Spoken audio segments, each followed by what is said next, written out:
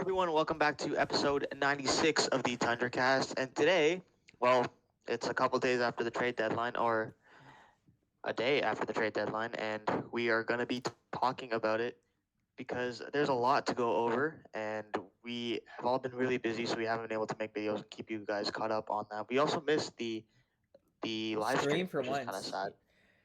Yeah. Would have been nice to get So the live reaction of the Hertl trade, but whatever. yeah, Yeah. yeah, she was fuming about that one, but we'll get to that one in a second. Hey, it's not just me. But It's yeah. not just me. I think everyone's pissed off about that, but yeah. Oh yeah, me too. Like I came out of An exam. second midterm for the week, Yeah. and my day was ruined once again because Vegas keeps on getting good players, and I just don't understand it. I think I saw the Mantha one after my The Manfred my one, I mean, exam. So, yeah, the Manfred one was kind of whatever. That's honestly, I'm not high on Anthony Manfa. He's kind of a lazy He's on player. a huge shooting. Yeah, heater. 21%. That's not fucking continuing. But anyways, let's start off with the first trade that we didn't cover. Vladimir Tarasenko is going to Florida. Tarasenko actually had a 4-point night tonight. And he was dealt for a conditional fourth and a third round pick. Yeah, I mean, Like- I think it's personally fine for Ottawa just because Tarasenko had a full no move and he was only interested in waiving it to go to Florida. So it was kind of like the Taylor Hall situation a couple years ago when he only wanted to go to Boston. And that kind of impacts how much you can demand for, right? So, I think potentially 2/3 for Tarasenko, not bad given the circumstances. But it's the Sens, so D-. yeah, fair enough. But yeah, as soon as they came out like a couple days before the deadline, and Tarasenko said like he was only interested in Florida, it was pretty much over for any bargaining rights on Ottawa's side. So yeah, considering that it's not too horrible, but they did give up a pretty good player, top six player for barely nothing. And obviously, Ottawa is a very bad team, and we've been saying this even though they believe that they weren't. And They lost to the Sharks today. yeah, they lost 2-1 to the Sharks today. To the Thomas Hertless Sharks. Dude, I'm pretty sure their goalie, I think their starting goalie today was Magnus Corona, got his first NHL win. Wait, he's elite though. Like Corona? he had a crazy game a couple days ago Against against Dallas. was it Dallas? He still lost, but yeah. Yeah, like Oh yeah, no, he's he's a solid goalie, and he's been playing in a really bad situation, but he's made the best of it. Anyways, I like the grading thing that Ryan did, so I'm gonna grade this trade for Florida A+. I mean, that team is so scary. Would it really surprise everyone if we get a Florida Vegas rematch? no. no, not at all. And for Ottawa, like you said, I mean, you had no leverage, but man, only a third and a fourth. That's it. That's a terrible return in my opinion. I give them a D on that. Yeah, it's a D, but like obviously, things were weighed in Tarasenko's favor, Florida's favor there. So Yeah. it is what it is. The next trade saw Sean Walker going to the Avalanche for Ryan Johansson in a first round pick in 2025. Personally speaking, I am a fan of Walker. I do like him. I don't think he's worth a first round pick, especially after what Chris Tanev got a week or so ago. I feel like that's an overpay, but I mean, it's Colorado. That first is going to be late. They're still going to be a good team, and they add to their defenseman depth. So, I wouldn't say it's the worst case scenario, and they do shut off Ryan Johansson's contract in the process, so maybe a B+ there for them. Yeah, that was the big upside for me. Also, they did just get rid of Bowen Byram, so we'll talk about that next year. They shored up the defensive core. Like they obviously had that plan where they're gonna move Byram away, so they need someone to come in that's not as capable, but still pretty decent. I don't know. Like the big thing for me is I really think Philly could have probably done a little bit better there.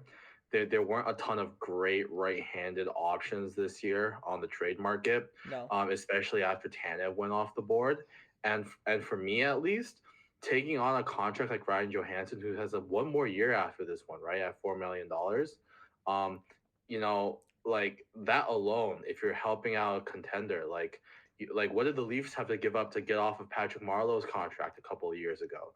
They had to straight up give up a first round pick just to clear his deal, and they didn't get a player of Sean Walker's caliber back the other way. And it was a very similar situation, right? Marleau had another year or two at 6 million. Ryan Johansson's got 2 more years at 4 million.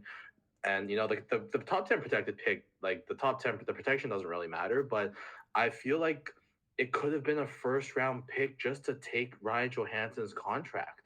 And so the fact that they did that, they only got a first, they had to take on that deal, and they gave up Sean Walker. Like, for me, it almost feels like they gave Sean Walker away for nothing.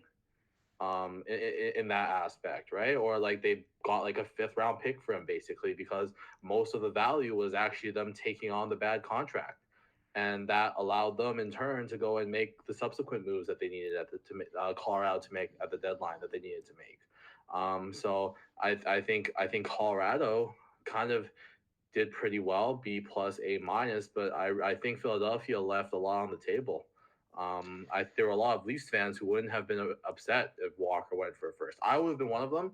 I don't think Sean Walker was worth a first, but there were a lot of people who would have been like, hey, Leafs need a right-hand shot. Sean Walker for a first, not a bad idea.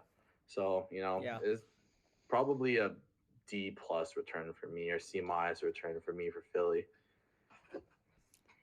And I think this is like highlighting a trend where a lot of rentals like in this deadline especially, we're not going for that It was high a buyer's price. market for sure. It was a buyer's market this year. Uh-huh. Definitely, and like every single trade, there's like good players that are going for really not that much, and teams that are selling, they seem to be losing out. This is definitely one of them. I think Ryan's right about that. I'd give Flyers like C minus, and the Avs an A. And like you mentioned, Q, it allowed the Avs to make their second biggest move of the day, and one that kind of shocked everyone because no one saw it coming. Bowen Byram is going to the Sabres. In comes Casey Middlestat. I mean, the Avs have needed a 2C since Kadri left in free agency a few years ago. And, I mean, Byram, let's be honest, he wasn't going to get a real chance on Colorado. I mean, he's a gifted offensive defenseman. They have Cale Makar, right? And, people were expecting him to be on the top here in the future. Well, guess what? They have Devon Taves. So the Sabres add more defenseman depth to their youth. They already have Owen Power, obviously Rasmus Dahlin. They have Matthias Samuelsson, Yoki Haru still there. And for the Avs, Ryan Johnson, yeah. And really solid defensive core. And Jacob Bryson too. And yeah, the Avs get their true 2C in Casey Middlestat. And Buffalo is actually in the position to give away Middlestat because we talked about this so many times. Buffalo's forward prospect system is freaking stacked. Savoy, Ostlund, Coolidge. Oh my gosh. Who did they take last year in the first round again? Benson. They took Zach Benson, who's in the league right now, right? So they're in a position where they can give away Casey Middlestat, who's an upcoming RFA, this offseason. I think both teams honestly did well here. I rate this honestly a B plus for both teams. They both get exactly what they need. A fresh start for Bowen Byram, who is going to kick ass in Buffalo. Already has, I think, 3 or 4 points in his first 2 games with the Sabres. It's a great trade for both teams.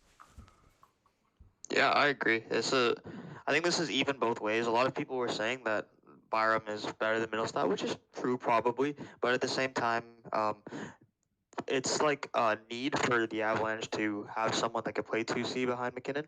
And like you mentioned, Kadri's gone, and they've been looking for that guy. Middlestat's there. He's young. He can still be getting better. So I think this is definitely a good move on both sides. Yeah, I mean, Middlestat's probably one of the best primary assist guys, 5-on-5. Is a bit of an analytics darling in that aspect. I think skating-wise, he fits this Avs team much better than Johansson, who skates like Tavares, to be honest. They're just both really slow. So obviously he fits better in that aspect. Clearly, Colorado is okay with paying him. He's not a rental, and he's going to get a big raise. On Buffalo's end, the only thing that's a little bit iffy for me is that we mentioned those 6 names, right? Oh, they're so young, they're so loaded. 5 of them are lefties. Dry Johnson's a lefty, Byram's a lefty, Samuelson's a lefty, Power and Darlene are both lefties. Yogi is the only pure righty on that team. So it'll be interesting to see, I guess who gets moved out. Is Ryan Johnson maybe a guy that gets moved? Do they move on from Samuelson? I know Kevin Adams mentioned that they still see Samuelson as part of their future there, but it's just interesting to see how going into the future they're gonna handle 5 lefties on their blue line. Fair. Next up, the Oilers have acquired Adam Henrique, a 7th-round pick, Sam Carrick, and Ty Taylor. It was the first is a 3-way trade. There's 25% retention from Tampa Bay, 50% retention from Anaheim, which makes Adam Henrique a 75% retention cap it.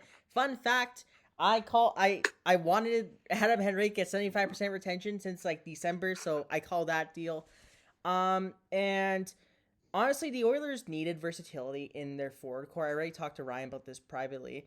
But they desperately needed someone that could play 3C if they wanted Ryan McLeod to play in the top 6 today, which he did today, and he got 2 points. And if they want McLeod to play back at 3C, you have a guy who could play in the top 6 in Adam Henrique. I don't really get Sam Carrick, to be honest. I have a feeling Ken Holland just saw how many fights he had this year. He's like, beef. And he just decided to get him. He's kind of shit, and I don't really expect him to be in the lineup next year. I hope that Gotti's on the lineup next year. But I think a first-round pick for a legit good middle 6 guy at 75% retention is a fair price. Is it the guy that they should have went for? Maybe not. The Oilers desperately need an established top 6 right winger for Leon. Toffoli was the guy available. There were some rumors about Buchnevich moving. Maybe those weren't necessarily true. And like I said, it's nothing against Henrique, but it just maybe wasn't the guy to add at the time. But he's still a good player. He's cheap on the cap for now for the season. I think I rate this trade a B for the Oilers. And for Anaheim, you get a first-round pick. Probably going to be a later first, but still, first-round pick's a first-round pick. I rate that an A-. In Tampa Bay, you get a free 4th-round pick for retaining 25%. So that's probably like a B for Tampa.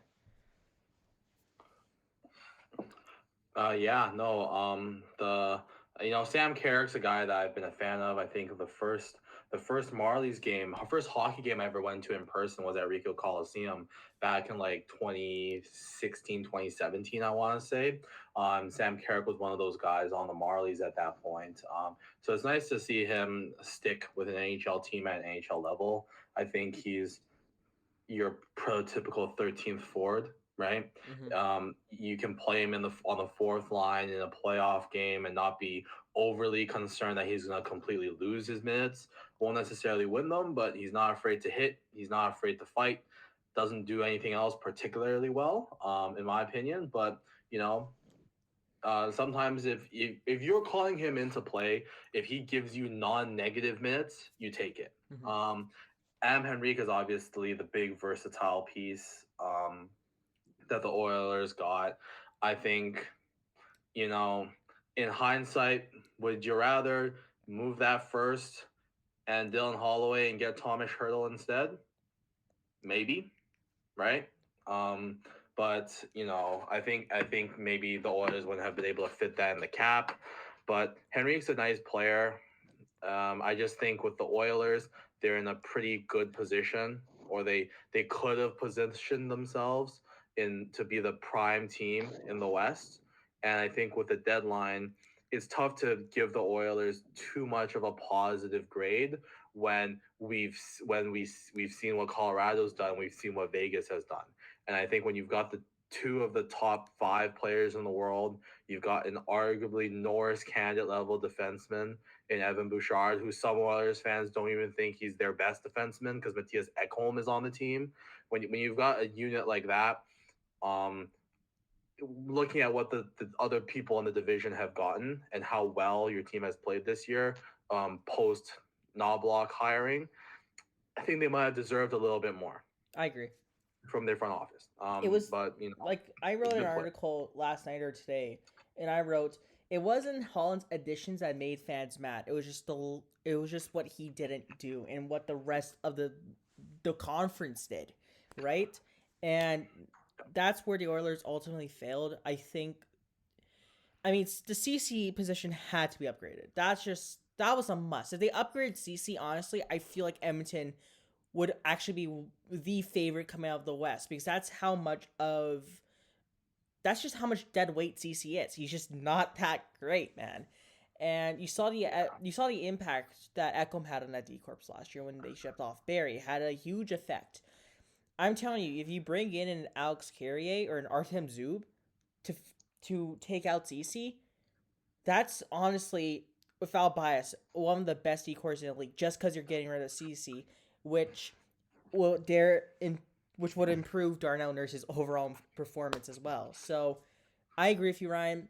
The Oilers deserve better, and they probably get a lower grade just because of what other teams did. Yeah.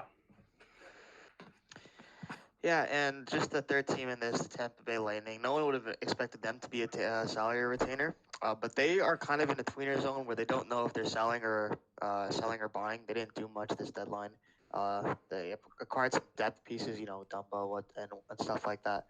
But they come up with an extra fourth round pick, and they're still, and because they kind of had the plan of not doing too much because they're not really sure where they are at this point, which is sad because they do have a lot of good players. Like Kucherov's having an amazing season, obviously. But I think it's probably the smart move, and they did get a fourth round pick out of this. So yeah, that's just a little because I saw a lot of people confused about why is one of the better teams of the last couple of years, um, you know, Being a retaining capital like taker. exactly. So yeah, that's kind of the explanation behind it. All right. Alex Venberg going to the New York Rangers, 50% retention, a second, and a conditional fourth round pick to the Seattle Kraken. Wenberg's having a bit of a down year compared to his prior years. Has 25 points in 60 games. Might hit the 35-point mark, but I doubt it. Wenberg's a tricky player because he had a breakout year in Columbus, right? In 16-17, he had a 60-point year. And then he wasn't really the same after that. He kind of rebounded at Florida, had 2 strong years last 2 seasons in Seattle, and has kind of fallen off again this year.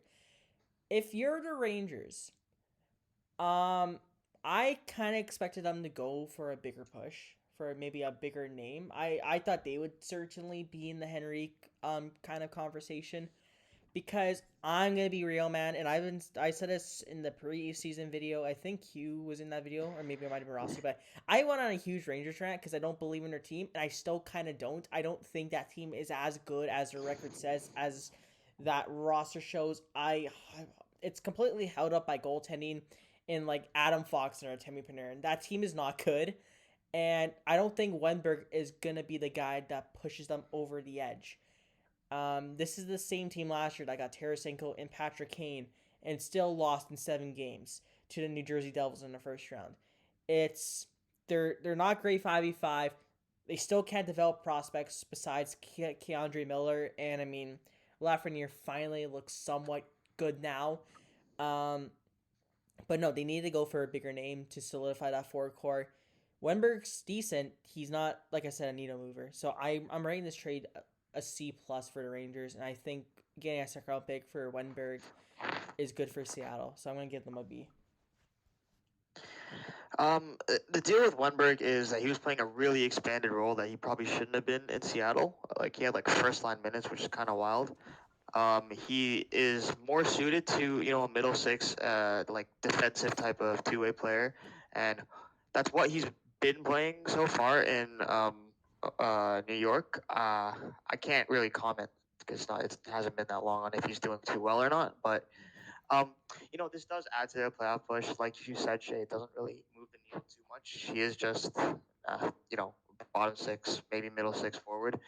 But I think in the in the way that the Rangers are playing right now, obviously one of the better teams in the East. It's an addition that like shores up any holes that they had because their forward core is probably their weakest part. I think their defense is fairly strong and the goalies are obviously amazing. So I think this is probably it helps with their team defense and also just not really goal scoring, but yeah, you're definitely right. They could have been doing more because now they look like they're kind of behind the teams like Florida, which had pretty good deadlines that have been playing amazing. So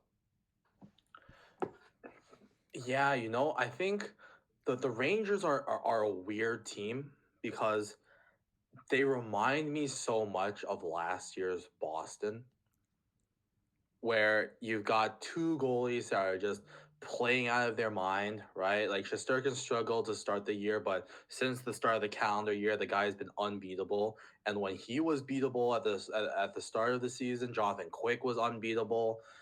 They've got some good players, but like Keandre Miller is not having an amazing season. Ryan Lindgren is like having one of the worst years of his careers, right? It's really Adam Fox that's kind of buoying that entire blue line. Mika Zibanejad is he doesn't look like a 1C right now on a Stanley Cup contender. So, like, certainly, I think New York could have done more. But I think at the same time, and this is kind of something that I've started prescribing throughout this season, is that sometimes when you're the general manager of a team, you give your team some help, but at the end of the day, if your big guns don't come and play and they don't come and carry your team to victory, you're not going to go out far in the playoffs. The difference between Alexander Wedberg and a Jordan Eberle is not going to be the difference between you getting booted out in the first round by New Jersey or making it to the Eastern Conference Finals, right? Florida didn't make a single trade deadline acquisition last year because they didn't think they were going to make the playoffs, and that team went to the Stanley Cup final. Sidney Crosby in 2016, his GM traded, they went from second last in their division. The GM traded, I think, 2 first-round picks, 2 second-round picks, a couple roster players, and all of a sudden, they win the Stanley Cup. Guess what? Sidney Crosby, Evgeny Malkin, Phil Kessel, and I think it was Chris Letang accounted for almost 50% of Pittsburgh's points in that playoff run, right? At the end of the day, sure, give your guys help, but if your team isn't playing well, they don't necessarily deserve it every year for you to go all in. And I don't think the Rangers this year have really convinced anybody with their play that they're true cup contenders. And if that's the case, I don't really mind it if their GM just goes, you know what, I'll give you a middle six guy. I'll give you some depth. But if you want to go somewhere, you're getting paid $11.6 million a year at Panarin. Zibanejad, you're getting paid like what, $8.5 million per year? Go earn your money. Go lead this team. So I think the trade was good for Seattle. I think New York probably overpaid a bit given how the rest of the market panned out. But Wenberg's a center, and there weren't a ton of great centers available this year. I have a feeling we're going to hear that the team didn't deserve many addition speech soon here. Next up, we've got fucking Noah Hanifin to Vegas. yeah, so this is the one I saw when I came out of my exam. It made me even more depressed because that was a tough one. So they don't need him, man. What the fuck? They don't need him. They got Shea Theodore, Petrangelo, White Cloud, Martinez, fucking McNabb. Go fuck Haig. Fuck off. Just fuck off. This is a problem with the league at this point. This is something that they need to work on because it's starting to get kind of unfair. And if you go into the playoffs and the only round where these guys have any competition is the Stanley Cup Finals, no one's gonna watch the West, and that's like half your ratings gone. But for whatever reason, just they got a love for this team, which is fair enough. They bring in a lot of money, but still, Jesus Christ, this is a bit too much. I mean, A+ move for the Vegas Golden Knights. My God. I mean, what was it? Miramanov, a first, a third, and a fifth for Noah Hanifin. Mm-hmm. It's nothing. How do we think a team like Dallas feels right now? They all they had to do was upgrade the second round pick that they gave up to a first round pick, and they could have had Noah Hanifin instead of Chris Tanev. Do you think dead ass. Conroy's like, oh, I don't want the Oilers won the cup, so they just give him the fucking Vegas for dirt cheap. I mean, I wouldn't put. There's not really an them. explanation at this point. Yeah, there's no explanation at this point. Also, like, and is Vegas really gonna extend odd. him? Is he dead ass extending there? I mean, Yeah, it looks like He it. I mean, he's might. from there, isn't he? No, he's from Boston. he's from Boston, but I mean, there's a good chance that he resigns there. I mean, to be fair, I didn't think that Noah Hanifin was gonna get the kind of haul that Flames fans and a lot of people on Twitter thought he was gonna get. Like, there were so many Leafs fans going, "Oh, you gotta trade a first-round pick, Fraser Minton, Matthew Nyes, and a conditional second for Noah Hanifin." Like, no, like at best, Hanifin was gonna get you a first-round pick, a second-round pick, and a decent prospect. I think that the Flames got decent value for him, except the Miraman opponent. Did they really? At first, it's gonna be fucking low. Oh wow, they got a third-round pick. That's not gonna be shit. They got jack shit. Well, the third-round pick is conditional for Vegas to win one round, and then it becomes a second. So, like, they got a first and a second, basically. The part that was not great was the fact that, and realistically, if you were trading Hanifin, it was going to be to a contender. So no matter what, the first round pick was going to be a late first. At least with this one, they got the first in 2026 when maybe Vegas runs into cap problems. Maybe Mark Stone ages out a little bit, right? Like they have issues and they have a down year, right? They basically got a first and a second. I think any contender, it would have been a late first anyways and a late second. The only part where I feel like they could have done better was Miramanov isn't really a needle mover for me as a prospect. I think He's the same age as Hanifin. He's 26. Yeah, like the only part of the deal I really did not like was the fact that they took Miramanov as the supposed prospect. I feel like they could have gotten Lucas Cormier. I like Kane Korczak. He developed quite well for them. If you wanted a blue line prospect, get one of those guys. Don't get a tapped out 26-year-old that's going to be 30 by the time your retooling is done, right? Like, I didn't think it made a whole lot of sense from that aspect. But I think from the first round pick and the second round pick, a third round pick, which is really a second round pick, I didn't really hate that too much. All right. Next up, Nick and I joked about this during the trade deadline preview. We talked about Lyubushkin too, and they both happened. Can I just say something? And I quote from Ryan: "If Joel Edmundson is Morgan Riley's partner game one of the playoffs, I'm not watching." And you did say that.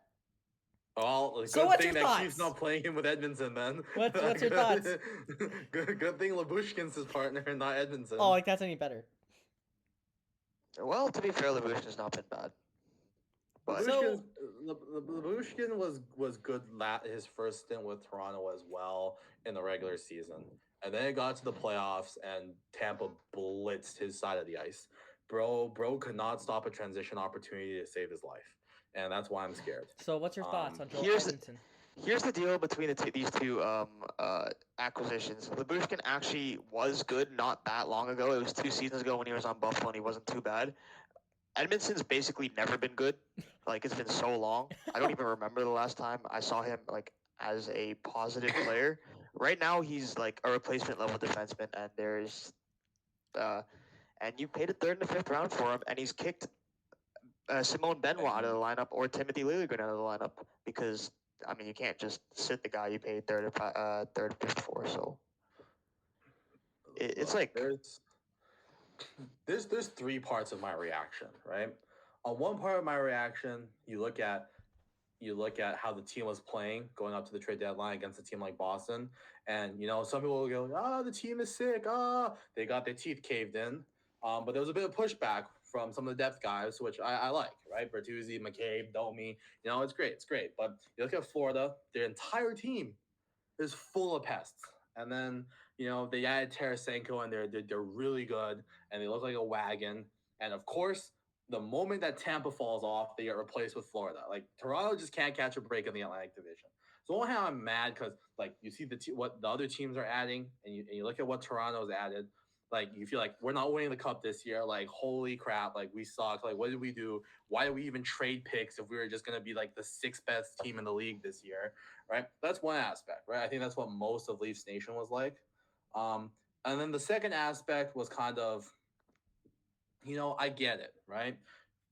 For years, like we've kind of had this this inconsistent blue line where half of them are like kind of like finesse guys, and then there's another guy who's a bit of a tweener, and then the last two guys are like physical defensemen. Last year it was McCabe and Luke Shen, right? The year before that it was Labushkin and Bogosian, right? Like the Leafs always, like with Dubas, they always kind of had those physical guys, but it was never really the identity of a blue line. So I get Treliving going like, you know what, this doesn't work. Having Brody and Liljegren and a bunch of finesse guys who can't take a hit, who don't block shots, who don't clear the front of the net, doesn't work in the playoffs. So you know what? Go get some guys, right? Get Edmundson, who's a playoff guy, physical, give someone a cross check, blocks shots. Get Labushkin, right-hand shot, does a lot of the same stuff. You add that to a blue line with McCabe, and maybe you put in Benny a couple of times for Liljegren, and suddenly you've got like a tough blue line to play against, right? So in that aspect, I kind of get it, right? But what I kind of like ended up settling on is, you know what? Since Kyle Dubas was the GM, and the Leafs kind of started showing promise as a contending team, what happens every year? The team plays really well leading up into the deadline. And then Dubas goes, you know what? This is the year. We're going to go for it. We got to support these guys. We got to give them the needs, like fill all the holes, give them a wagon of the team, bring in all the reinforcements. I'll trade all my picks, all my prospects to make it happen, right? Nick Foligno, Freddie Anderson, Ryan O'Reilly, Jake McCabe, right? Like the Leafs trade like 5 first-round picks, 4 second-round picks, and a bunch of prospects every single year to try to chase this round, like to try and make a deep run. And what happens every year? The Leafs don't make it past the first round. And last year, they finally make it to the second round, right? But when they made it to the second round, was it because Ryan O'Reilly was a world changer on the second line? Was it because Luke Shen was some elite minute muncher, 20-minute Devon Taves type addition, right? Was it because Jake McCabe laid a bunch of hits and was amazing defensively? They were part of it for sure, right? Like Ryan O'Reilly's 3 playoff goals, 1 or 2 of them were really impactful goals. But at the end of the day, the reason the Leafs beat the Tampa Bay Lightning was because Austin Matthews and Mitch Marner outplayed Nikita Kucherov and Steven Stamkos and Braden Point. That's what it came down to. Our stars were better than their stars that year, right? And Vasilevsky was not elite that series. That's why we made it. And at the end of the day, you look at all the Stanley Cup champions, their stars played like world beaters.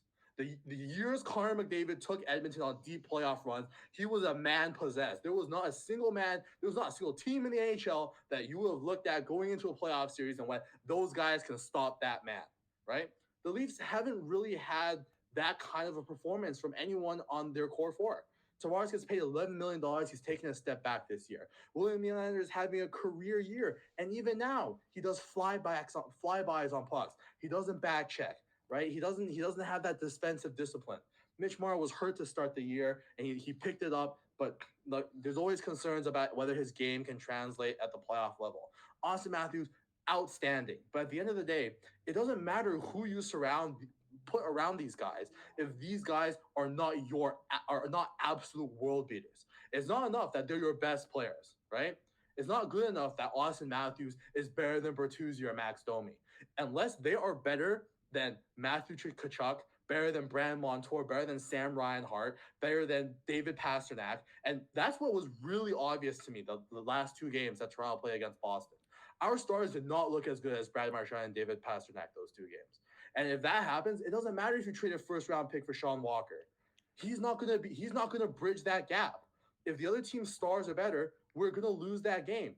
The Leafs lose every single playoff series because every year in the playoffs, our power play just crawls into a hole and fucking dies. Every year without fail. That's what happens. We have our first power play unit that makes $50 something million a year combined.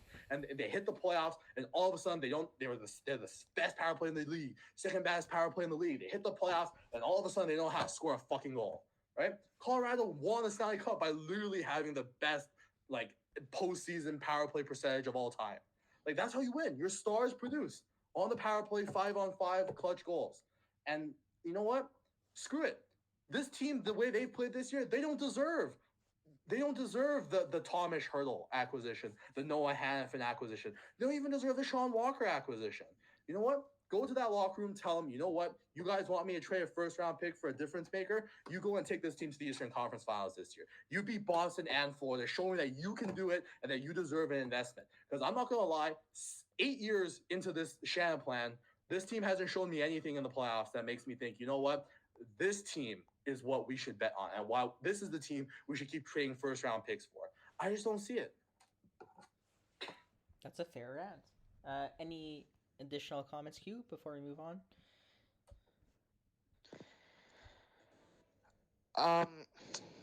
The deal with this team is, like what Ryan said, they have so much in these 4 players. The surrounding cast can't really add much more to it. But the deal with Trey Living is he has an identity with his teams that like you knew he was going to do this the second he got control. So I don't know why we're all that mad about it. It's maybe that he had a decent summer. He brought in some good players. This is a bit disappointing because I think he's pushing out younger players who do. Because Benoit is the same player as Edmundson is, but better and younger and with more heart when it comes to this team. Liljegren has been the second best defenseman. He's taken steps forward this season, as he always does, really. And he's not been playing for whatever reason because Keith has some type of hard-on for someone else, whoever else it is. At some point, it's never him for whatever reason. But yeah, I think past Ryan had his rant about the core 4. I think the front office really hasn't been all that great when it comes to managing their assets because they have a lot of stuff with this team. There is so many ways that you can be playing them better, that you can organize them to help them succeed. And even with just the players that were already in the locker room, you know, your Liljegren's and Benoit's in particular, they were managing it wrong. And when they had it right with Brody, Liljegren, Benoit, McCabe, those 4 were playing really great together. They just needed to get someone for Riley. They went and added someone who kind of takes them backwards, in my opinion. But yeah, in the end, it's a marginal difference when it comes to can Matthews, Marner, Nylander, and Riley always performs, to be fair, in the playoffs, but him and Tavares hopefully can they carry their weight. And we know they're capable of it. They're amazing players. They just need to have it convert when it comes to the most important parts of the season. They just got to do it. They just have to do it. And I'm not going to fault Treliving for not making a big move when every single year, the last 4 years, Kyle Dubas has made one of, if not the biggest trade acquisition of the deadline for this team. We always add one of the biggest players available on the market, right? It was Nick Foligno a couple of years ago, Jake McCabe and Ryan O'Reilly last season. Like Dubas always gets like a guy, like a big guy for them. And at the end of the day, it's like we can't keep doing that. Like you can't keep doing the same thing and hoping for different results, right? And if Treliving went and traded a first-round pick for Sean Walker, he would have just been doing exactly what Dubas has done every single year the last couple of seasons, rewarding a team and giving them the pieces that they need, only to be let down when the big guns don't show up come playoff time, right? Like, you know, like I just want to see a series where Austin Matthews goes out there and it's unstoppable, because we've seen it from guys like McDavid and McKinnon, right? And I know Steve Dangle caught a ton of shtick like a couple weeks ago before Matthews won his insane tear about like it's not even close. In the playoffs, it's kind of true. Like there hasn't been a single series where I've looked at Austin Matthews and gone, you know what? Like no one can stop this guy. With McDavid, even though he hasn't won a championship, and with Pasternak and with McKinnon, we've seen these moments where it's like, man, like how do we stop this guy? Like, if this guy has the puck, it's over. So, like, I was watching the playoffs a couple years ago when Edmonton went on that insane run.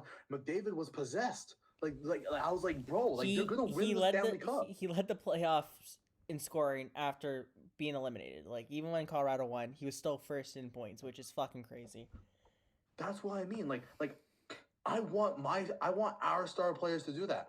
And this is why I can't stand when Leafs fans go, "Oh, Austin Matthews is all right up there with McDavid and McKinnon." Like, you're just a hater if you say that's not true. Like, no, like in the regular season, you're right.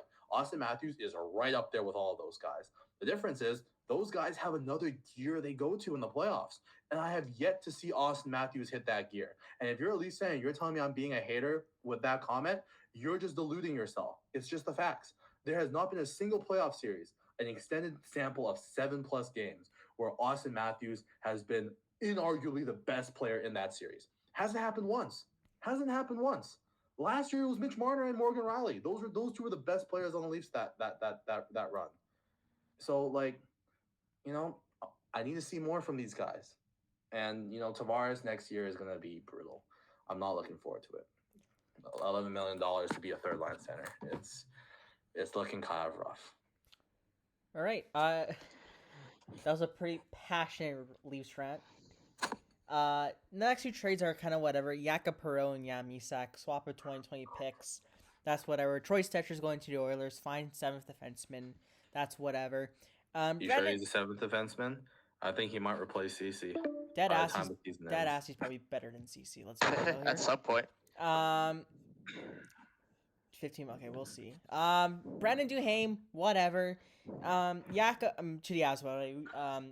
Trenin, I guess, is a trade. I mean, he's a fine bottom 6 guy. I don't think it's too noteworthy to touch on, but I mean, hey, Duhaime and Trenin and Miles Wood in your bottom 6 and you're on your 4th line. That's a tough, fast 4th line. That's gritty. Gritty ass 4th line for the playoffs. Hard to play against, right? Yeah. I don't know if there's much offense on that 4th line, but fuck, that's hard to play against. Anthony Beauvillier is going to the Nashville Predators. That's kind of whatever. The Leafs got Cade Weber, I guess. I actually like him. He's playing with Willander this year at Boston University. I looked into him after the Leafs trade for him. Classic Treliving prospect. Oh my gosh. Of course, he's 6'6", like 218 pounds with a long reach, and he just hits everything that moves, but isn't an amazing skater. Like, what was I expecting? Yeah. Riley Diamani for Pedersen, whatever. Well, here's a decent trade here though. The Tampa Bay Lightning are acquiring Anthony Duclair, who got 2 points today, so he's already fitting in there. In exchange for Jack Thompson and a 3rd round pick. I like this for San Jose, actually. I do. I think Jack Thompson. I like Jack Thompson a lot.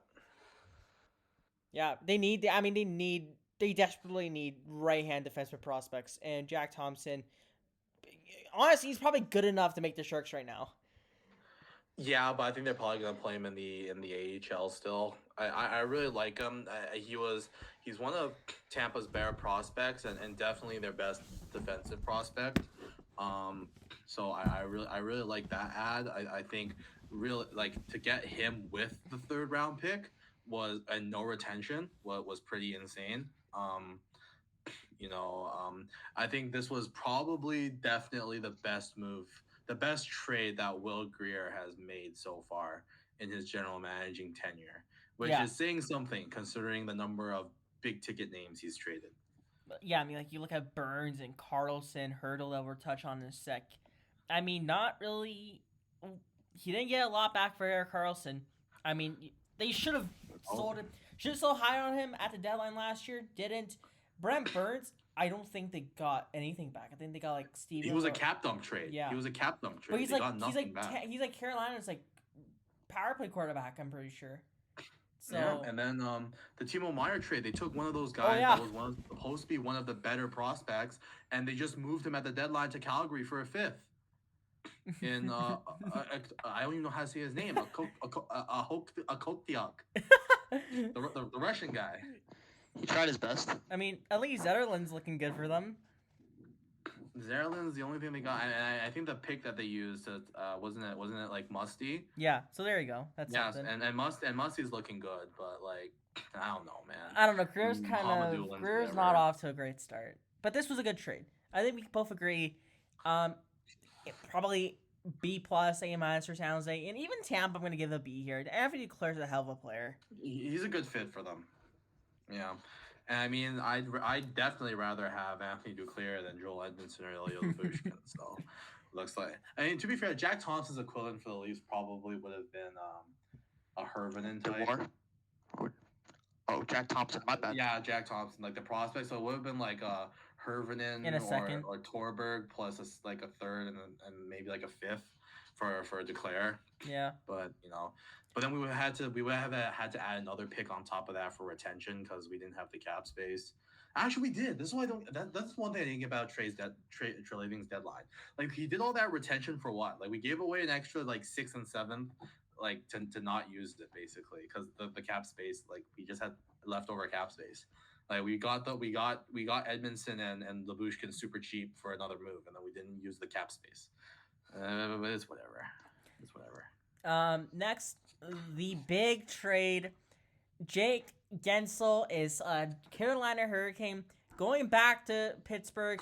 It's Kyle Dubas' guy from the Sioux, Michael Bunting, Vasily Ponomarev, Cruz Lucius, Ville Koivunen, and 2 picks, a second that's conditional and a 5th that's conditional.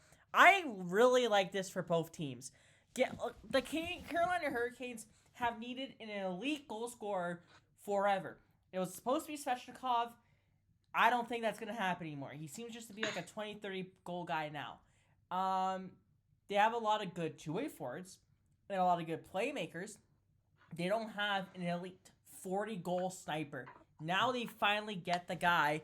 And listen, even after this trade, Carolina still is one of the better it still has one of the best prospect pools in the league, which is really, really saying something. And, really scary. And for Pittsburgh, I mean, you get 3 really damn good prospects. Bunting, like I said, is a Dubas guy. I think he's going to be a great fit with Crosby. And potentially a 2nd and a 5th. I think both teams made out well here. I think this is an A for both, to be honest with you. Yeah, they picked the Pens. Like, obviously, Crosby probably isn't happy, and the Pens, the team right now, is confused about the direction of the team. But they picked up some really good prospects here, and this is good for their future. And Bunting, like you said, should probably fit well because he's had a track record of playing good with top players. So. Yeah, I think from a value perspective, it's fine for Dubas. I just think the big thing is you traded an elite first line scoring winger, and the pieces you got back, unless you hit on that 2nd round pick, none of them really project to be a Jake Gensel in the future, if that makes sense. Mm-hmm. Like Ponomarev, realistically, solid bottom 6 guy who could make the Pens now, right? Pretty productive in the AHL, but really doesn't have top 6 upside, in my opinion. Ville Koivunen is another guy who probably tops out as a middle 6 forward, as a complementary piece, having a good year in the Liga, but we know that production in the Finnish league doesn't really necessarily translate to success at the NHL level. We've seen draft year prospects, like draft eligible prospects, have really productive seasons in Liga and not translate that game to the NHL level. So that's not even a guaranteed, but I do like Koivunen as a prospect. I think he's a very good complementary play driver. But again, not really a first line guy. And Cruz Lucius probably has the highest upside of the 3, and he's playing very well right now in college. But again, not really a first line guy, another middle 6 potential guy. And obviously these are 3 prospects that are in the top 10 of Carolina's very deep prospect pool, and all 3 probably line up exactly at 3, 4, 5 for Pittsburgh. So they're fine additions, but Scott Morrow, like I'd rather have Scott Morrow than those 3 guys, is kind of my general idea, and I think that's kind of probably the package that Pittsburgh probably should have been looking for. Yeah, that's fair. Next up, Malcolm Subban's whatever. Evgeny Kuznetsov going to the Carolina Hurricanes for a 3rd round pick, 50% retention. I mean, the fall off that Kuznetsov had or has had since that 2018 Cup run is astonishing. And I honestly do think the Hurricanes is a team where he can honestly rebound in. His value obviously is shot, but I mean, I was seeing on Twitter today, a lot of Hurricanes fans love the way he played. Create a lot of scoring chances, and he kind of looked like the old Kuznetsov that everyone knows. So I hope he rebounds because honestly, when Kuzi's on his game, he's really fun to watch. And for a third round pick, it's a low risk, high reward situation for them. Yeah, no, not much to add really for Kuznetsov. It's basically what you said. High risk, high reward, right? Yeah. Okay. Yeah, he's a player with a lot of upside, and he's shown it before. He just needs to get back to it. And there's some good players on Carolina that he could be playing with to get that back to that level. Yeah. The Sabres trade captain Kyle Okposo to the Florida Panthers. I mean, Okposo's at the back nine of his career. It's probably maybe his last season in the NHL. So hopefully he can go win a cup there in Florida. Because if there's a team that isn't named the Oilers that I want to win the cup, honest to God, it's Florida. I know you guys probably don't think the same because of Nick Cousins. No, Nick Cousins can screw right off. I never want to see Nick Cousins have any success in life. I hope he gets bought out this year. Like no team signs him. I hate that guy. I hate him. Until he signs the Leafs, which you love. Yeah, they don't love him. They don't love him.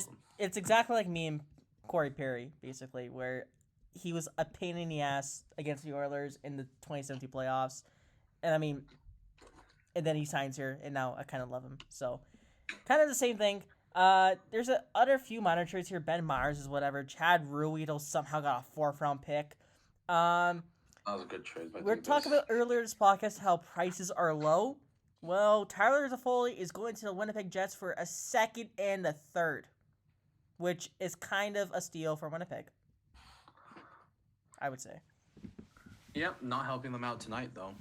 No, they're down 3-0 in the first. I don't think he's playing today. Oh, okay. That makes more sense. But it's okay. I have Demko in fantasy, so this is. But I mean, a legit 30-goal guy who's still in his early 30s. I mean, this guy fucking loves playing in Canada, doesn't he? He's played for what? Vancouver, Calgary, Montreal, now Winnipeg.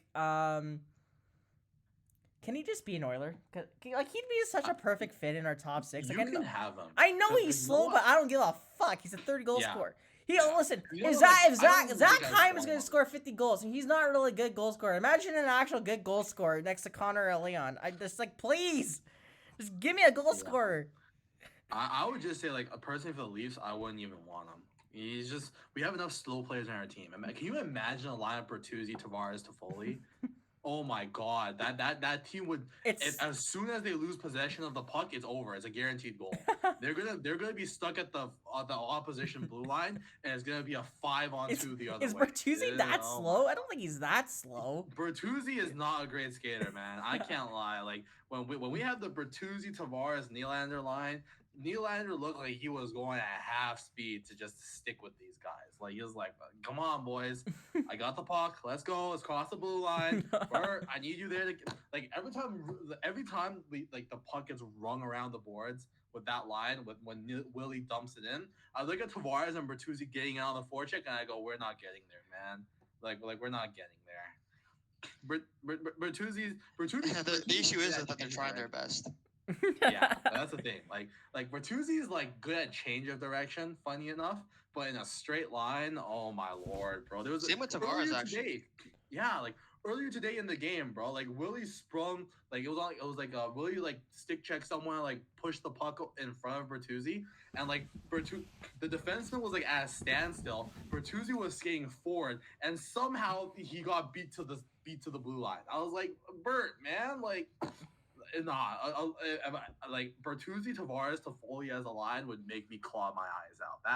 That would not work. We got enough slow scares. So the big issue with the Leafs is that our entire team is slow.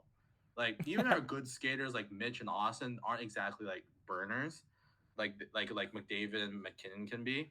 Our entire team is so slow. You got Noah Gregor. Shut up, man. Noah Gregor. No, I hope Noah Gregor gets sent to the AHL, man. He really had me fooled with that goal in the first game of the season, bro. Bro scored that goal. I was like, oh, we got bottom six. There's a reason again. why the San Noah Jose Sharks. Gregor. There's a reason why the fucking Sharks didn't resign him, man. If you can't make the fucking Sharks, you have issues.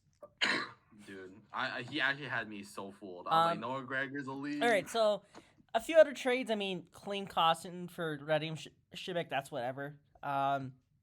Jason Zucker only got a 6, which kind of shocks me. Arizona oversold their hands so hard, man. Talking about first for Matt Dumba, and we're only gonna trade just Jason Zucker if we can get a good return from him. Shut up! Like look at this is what I mean why I don't trust insiders. It's like what do you mean Matt Dumba is going for a first round pick? No one with a brain believes that. Like stop it. It pisses me off. I mean, yeah, you're right. Jason Zucker was playing bottom 6 minutes on Arizona, which is like a bottom 5 team in the NHL right now. You're telling me that an NHL team is gonna give up a first round pick or a second round pick for this guy? Not like of course he was never even at retained, he was never gonna get you more than a third. Like he's a good player, he's a good middle six player, but I don't think he's better than Anthony Duclair. He's right? Not. No way. No. Like max he was getting was a third with retention. Well, yeah, right? No, he's not. Patrick Maroon going to Boston. I mean, they're scared. They're so scared. Oh my god. Scared of what? Boston is so scared of these. Boston is so scared. Ryan Reeves, bro. It's crazy. The moment Bertuzzi was feeding Witherspoon punches and uppercuts, like Jake McKay was cross-checking people on the head. Max Domi was ragdolling Brad Marchand. Dude, that Boston GM took one look at that game and went, oh, no. We got to get Andrew Peak. We got to get Pat Maroon. The Leafs are a wagon. We can't handle these guys. They got balls now. It's over. They got balls. I mean, I'm actually shocked that Maroon hasn't played in Boston before. Like, he's such a Boston guy. You know, just big, burly, bottom 6 grinder to wear down the opposition. And, I mean, if you play Boston at first round, have fun with Patrick Maroon for like 3 straight years. Don't worry, we got Ryan Reeves now. Ryan Reeves is actually playing good, by the way. True, he's not. I'd say Pat Maroon is more washed than Ryan Reeves is at this point. Oh, 100%. Reeves has been good, and I'm not biased just because I got him to sign my jersey. Yeah, like Ryan Reeves was looking kind of dangerous. And I got to sign my jersey too. When was that? Yeah. When was that? He was at the Leafs outdoor practice. He signed on my bloodstain too on my jersey. I think you told us that before. I think you told me that before. I remember hearing that. That's sick. I mean, Reeves was a great guy from all regards. I've heard. Oh no. He looked like an dude. That one fight he had in Minnesota, not in Arizona against Liam O'Brien. I had never been. Oh, he wailed him, bro. I had never been more in love with a more worthless player on a team before. Like I thought I loved Jay McClement, bro. I look at Ryan Reeves just stare Liam O'Brien down with an dude had the aura. Bro was like he was smiling at him. Dude, he was like mocking. I was like, come on, come grab my jersey so I can feed you these fists. Dude, I fell in love with Revo that night. It was only for one night, but for that one night, I was in love with the man. Oh my god. This is what we expected with Ryan Reeves. This is what we expected with him. He woke up after he got sat out for a couple games. That fourth line is looking good, man. They're always productive when they get out there. Dude, no, as long as Noah Gregor is not on that fourth line, I used to think Ryan Reeves was the weak link on that fourth line. Nah, it's Noah Gregor, bro. The last game against Boston when Keith inexplicably sat Holmberg, I was like, bro, our fourth line is arguably our best line in 50% of our games the last 2 weeks. Why are we sitting the one line? Why are we mixing up the one line that works? Can we just keep? And then guess what happens? Holmberg, Dewar, and Reeves sustained cycle again in the offensive zone. Holmberg is just good. like that fourth line, especially with Camp instead of Dewar at center, because I want to see Dewar on the third line. But Camp, Holmberg, and Reeves actually really works. Like you wouldn't think they do, because I don't think any of them do anything extraordinarily well. But like they just get to pucks, they just get in on the forecheck, like they kill like 2 minutes of sustained pressure, and then in the zone like all the time. There's like the last couple of games, it's been like 3 or 4 times a game where the fourth line just gets sustained pressure in the offensive zone. It's great. Like Revo's really turning me around, man. Because like I'm not gonna lie, I was not a fan, and then I started coping and pretended I was a fan, and then the season started, and I really wasn't a fan. And he's turning into a pretty useful player for us now, though. All right. Next trade. I don't understand this one. Eric Johnson for a 4th-round pick. I guess to replace Sean Walker. I won't tell you I understand it, but like it happened. I mean, didn't help Philly tonight. They lost 7-0. That's a sad replacement. Not gonna lie, but man, like, see, like that trade at $3.25 you could trade it for me, you know. Yeah, like that makes me feel less bad about like the Lyubushkin trade, you know, because like, you know, like I think Lyubushkin's better than Eric Johnson, and we got him for what 1/6 of the price? No, like 1/5 of the price. Yeah. And we only gave up like I say 1/6. That's yeah, a third. Right. Yeah, So like the third like cap hit. Yeah, that's what I was confused about that. But anyways, so yeah, the deal with Eric Johnson is they could have hired me for less, and I would have been like better. Good. So yeah. Wade Allison. I'm not gonna get it. Wade Allison for Denny Gurianov. It's kind of whatever. Whatever. Why is Boston paying assets to take on Andrew Peake's contract? They're scared. I'm telling you, bro. They're scared. They're like, oh, Adam Peake hits people. Oh no, well, like our stars are getting bullied by the Leafs top goons. We need to get goons of our own. They're scared, man. They don't want the smoke. We want Boston. We want Boston. I'm coping Peake, so hard. by the way, I mean plus minus we all agree is not really a great stat, but Peake had a -41 last season. So he's just not solid. At some point, I swear, Peake was a good player. Like, at some point previously, Peake was decent. Like 3 years. It was like 2019, 2020, bro. That was when Tundra was still a thing. Like the server. Yeah. I remember because So, Bone like, was in ancient love times. with the guy. Bone was not the smartest guy. Let's be honest here. Bone was in love with the guy because on JFresh's model, he had like an 88% even strength defensive war. Or something ridiculous like that. It was like, oh, Peake's an elite defensive defenseman. He's only 23 years old. You bought into the hype too, though. I mean, I did. And to be fair, like I think he's like a Simone Benoit type, a very low event. And if you stick him in like a third pair role, he can flourish if you play him with like a guy who has a bit more creativity with the puck, and with a team that is very aware of his deficiencies and how to play around it. I just think that the moment they tried putting him in a more elevated role, he fell apart because his team wasn't that good. But they were trying to be, and you know, realistically, he's a right-handed Benoit.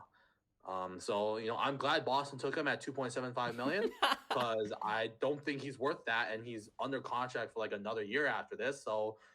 Yay! Hopefully they have to trade another first-round pick to get off that contract next trade deadline. And they'll be bad one day. One day.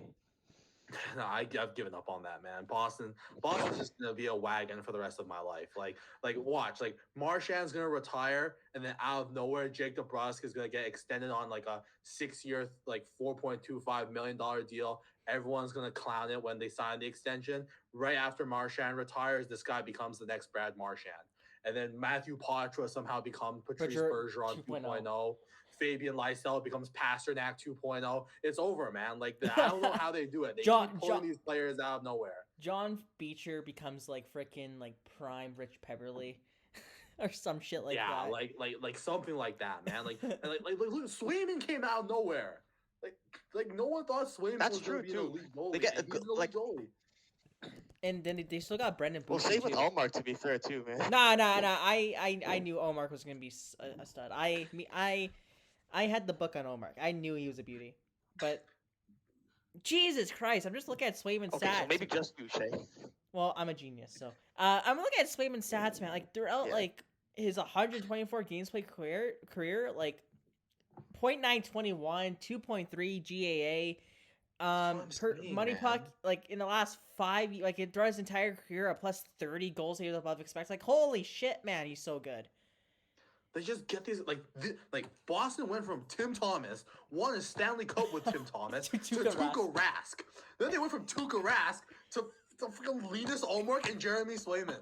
Like what? Huh? Meanwhile, the Leafs have traded like they keep on upgrading picks to try to find a goaltender, and we haven't hit on one. Joseph Wall, low-key looks like it. And AA, but Ryan, I don't want to alarm you, but Datcher Demko just went down the tunnel. Oh, you're joking me. Oh, I swear on my life, Casey DeSmith's in the net right now. Oh my god, my fantasy season's over. Oh my god. I have to run a goal unit of Markstrom, UPL, and Sorokin. Please. It's so over. I mean, hey, I'm fine with it. UPL could save you. Next up, speaking of goalies, Jake Allen going to New Jersey. He's not good. And he's old. Well, I don't think this is the answer in net for New Jersey. I guess they kind of need it. They need a goalie. They need a good goalie. Jake Allen's not good. And it's not like it's gonna help him. They went for the strategy of quantity over quality. They're gonna try with Kakinen. They're gonna try with Allen, and just hope something works out. You know. Oh, Ryan's dying. You know what's a great idea when you're a struggling team that doesn't have good goaltending and wants to make a playoff push? Get 2 goalies from 2 teams worse than yours. I'm sorry. This is so funny to me. It's like, oh, Vitek Vanacek is not cutting it for us. You know what will solve our issues? Jake Allen and Capo Kakinen. Like, yeah, shut up, man. That's just jokes. We're gonna give up a 3rd round pick to get these 2 guys. That could become a 2nd, by the way. That could become a 2nd. Oh my god, this just screams like the David Riddick trade. They should have honestly went for Montembeault. Montembeault would have been the guy. I honestly think that would have been a good fit for New Jersey. I don't think Montreal wanted to trade him, to be honest. I don't know. Well, I don't give a fuck what Ken Hughes thinks. Make the smart decision. Get back a 1st round pick for Montembeault. Add to your prospect pool, man. You're talking to the front office that didn't trade Josh Anderson for a 1st round pick. Nah, idiots. Matt Dumba got a 5th round pick. God. Look, I'm a fan of Bill Armstrong. I am too. Shut up, man. Shut up, bro. You were never gonna. Matt Dumba. We want a 1st round pick for Matt Dumba. Like, shut up. Like, no one was ever giving you a 1st round pick for this guy. This guy sat until literally the last day of the offseason and didn't get a contract because no team wanted to pay him. Bro couldn't cut it. Bro doesn't play offense and he doesn't play defense. I don't know what he does, bro. I'm so glad Tampa got him. Like, oh my god, like that makes Tampa so much less intimidating to me. I was terrified. I was like, yo, Tampa Bay is about to get Noah Hanifin. It's over, and they went and got Matt Dumba instead on the blue line. Nah, say less. Ah, man. Thank God. Thank you, Bill Armstrong. Thank you, Breezebois. Good job, you idiots. I'd rather have Labushkin and Edmundson than Matt Dumba. That's all I'm gonna say. I think they're both better than Matt Dumba. I'm not a fan of Dumba. What happened to Dumba? Like 4 years ago, he's like a legit 40-point shutdown guy. What the fuck happened? What happened to my guy? Probably injuries, eh? Not maybe, right? I mean, he's still young. He's like still 29 years old. But geez, a fall off. Like, he had a 50-point year in 17-18, had 22 and 32 points the next year, and just after that, fuck, it fell off a cliff. But yeah, like I guess JBB's just prioritizing that gritty 3rd pair defense for some reason. Nikita Okotiuk, whatever. This is the guy that was part of the Meyer trade. Yeah, for a 5th round pick. I mean, sure. he, I don't know why San Jose's giving up on him too early, and I don't know why Calgary. I mean, like, listen, you just got Miramonov, you just got what Grushnikov from They just love Dallas? Russian defensemen now. Yeah, which I don't get. Is Conroy like part Russian somehow? Like, I don't fucking Also, know. like, how many like elite Russian defensemen do we even have in the AHL? Like Sergachev, off the top of my head. Like, it's not like Russia's like a pipeline of like Is he elite? like producing elite defensive prospects. You know what I mean? I mean, like Simashev could be that guy. True, and I mean, That's one guy. I guess Guliev wasn't bad. And, like, I like him as a player, even though he's having a bit of a rough time adjusting to the KHL this season. But that's what I mean. It's not like the Russian the KHL develops like elite defensive prospects. Like if it was like a guy from like Sweden or like a bunch of like guys from like Sweden or like the Finland. NCAA, like Yeah. okay, like fine, right? But it's like, bro, like Russia's like not that great But at developing defensive prospects. They're great at developing snipers. They're great at developing goalies. Yeah. Defense, not so much. Yeah, like I remember like I was like looking at like a mock like World Cup team, like Olympic team for like Russia like a couple months ago, and they had the most random player on their blue line. I don't even remember what his name was. Like that's how irrelevant he was. But it was like wow, Russia does not have defensemen. Like the only two I can think of right now are like Sergachev and Orlov. Like I don't know who else is Russian in the NHL right now on the blue line. Yeah, they don't really have anyone. Labushkin. Oh my god. I mean, That's my goal. Zub, Labushkin. like, okay, your 7 defensemen are probably what Sergachev, Zub, Orlov, Provorov, Gavrikov, and Romanov. That's what I mean. Like they don't have anybody. Maybe Zador. Yeah, it's not good at all. Holy shit. That's what I mean. I don't like. That's why I don't get why this obsession with the Russian defensemen, like Grushnikov, Miramanov, like Oktyok, like bro, all of them are probably like third pair defenseman PK specialists at best. That's what I'm saying. Like it doesn't really make sense to me, but okay. Whatever. Whatever you want to do, Connor. Jack Roslovic is going to the Rangers for a 4th round pick. Jack Roslovic used to be pretty decent too, and now part of that PLD trade. Not Eichel, that Line A PLD trade. Yeah, I mean, for the last 2 years he was a 40-point guy, and this year he's probably not going to hit 30 points. He has 6 goals for 40 games, which, yikes, that's not great.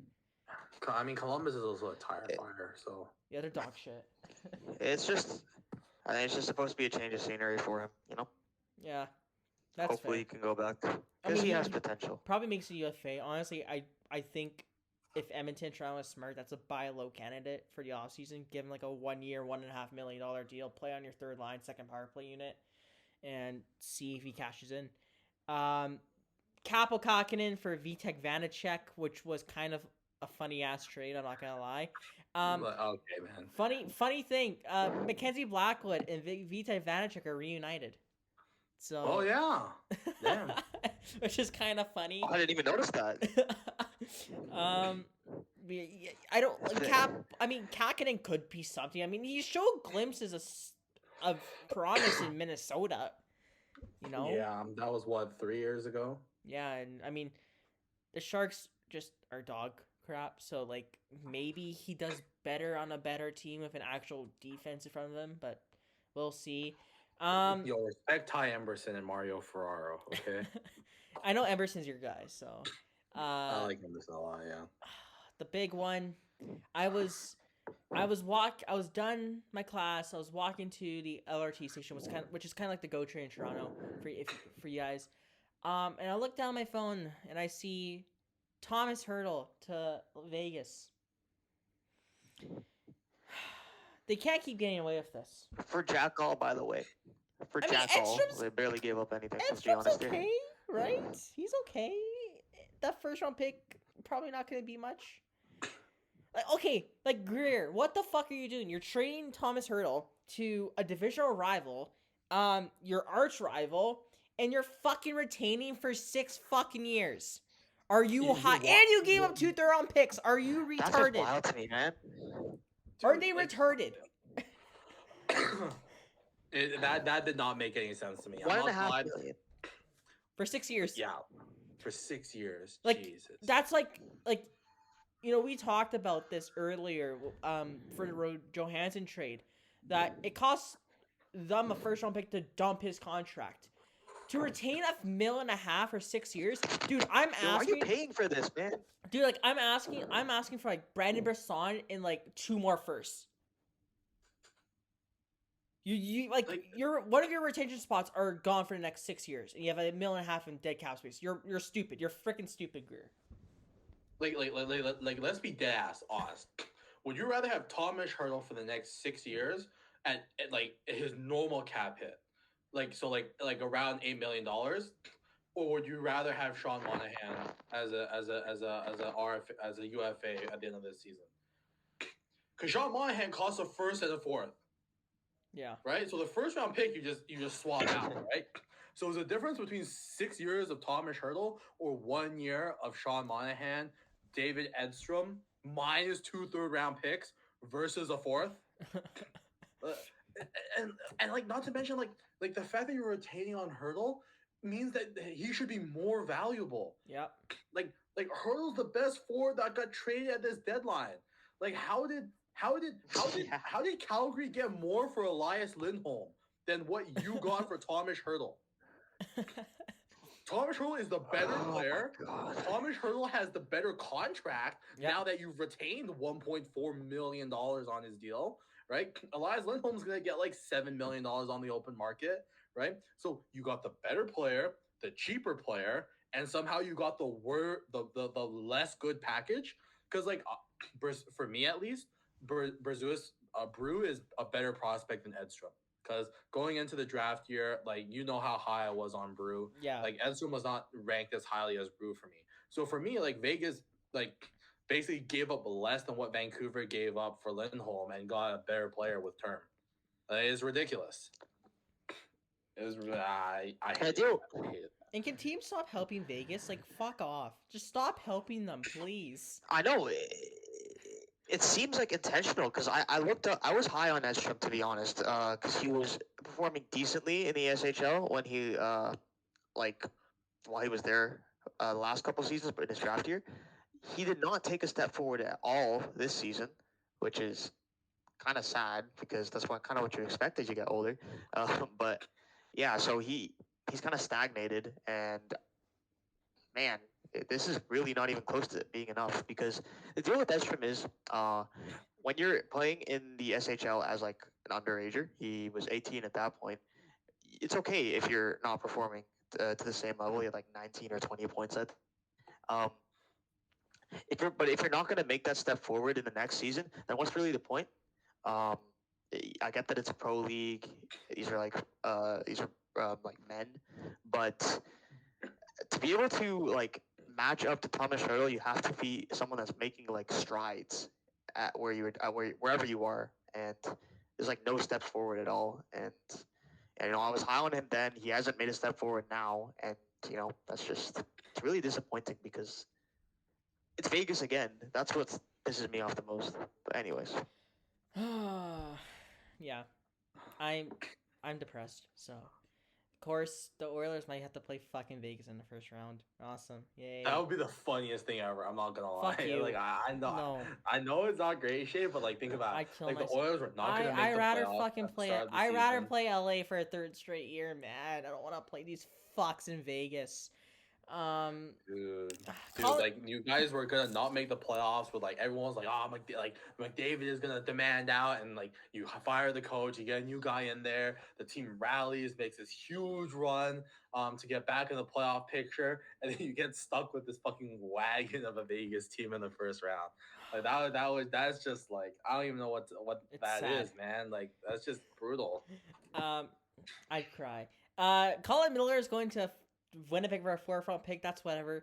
In the final trade of the deadline, the Leafs trade Ovechkin in a 4th for Isn't that Q's boy? That was Q's boy. I remember Q being that was hyped up my about him. boy, bro. I'm still high on this guy. He was doing good in the AHL too. He's man. actually Like, pretty good. I'm not gonna lie. Oh my god. He wasn't getting Oh consistent my ice God, time with the man. Marlies though. Like I'm pretty sure they were like putting him in and out of the lineup over there in the AHL. No, you're right.